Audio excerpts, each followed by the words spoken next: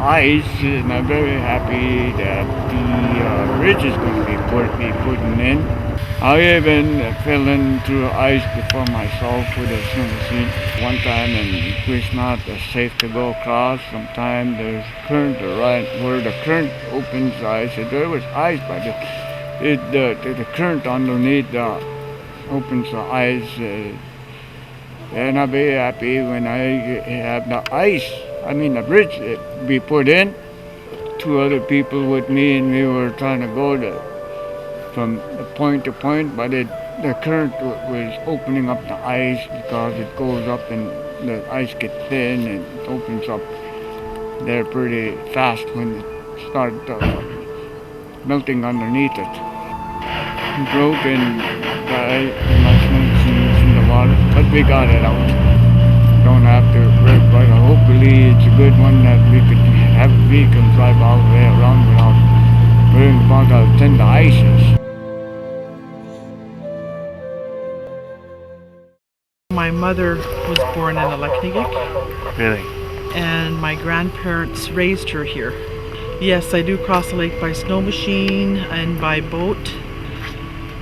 What probably started the bridge, in some of the research that I've done, it was early as 1960s. And we had many deaths on the lake, including my own mother and her brother that drowned and fell through the ice when I was only 7 years old. My uncle and my grandfather both worked on making this a reality.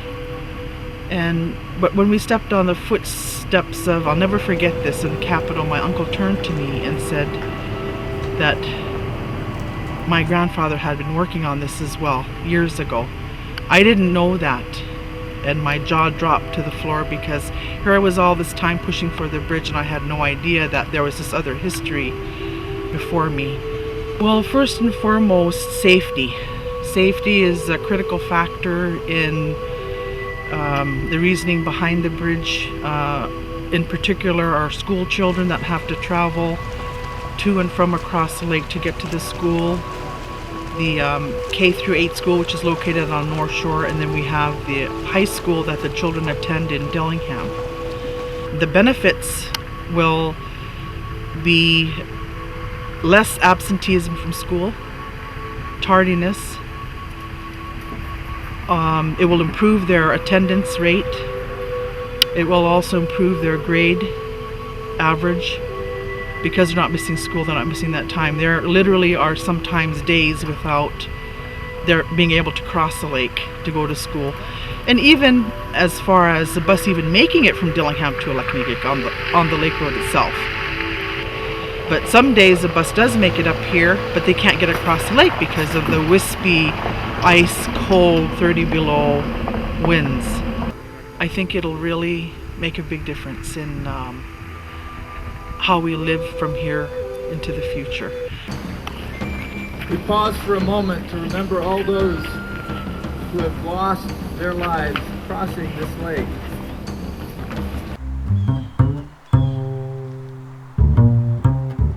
Originally from Aleknagik, moved down here because of work.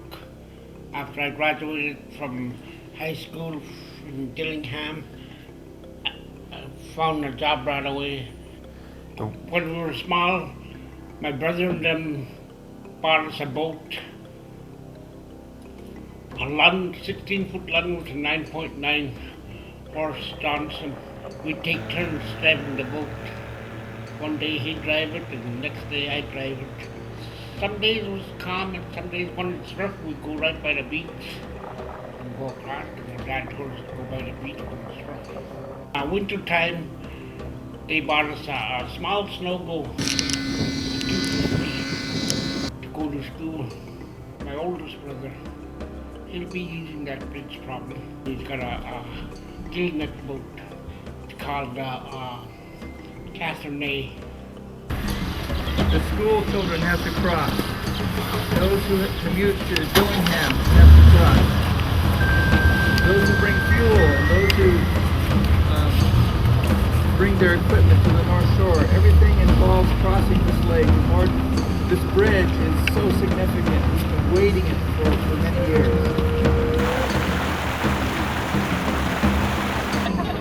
Well, people certainly would be available for health and safety immediately. I work for a housing authority down here, and we have a lot of interest on the North Shore.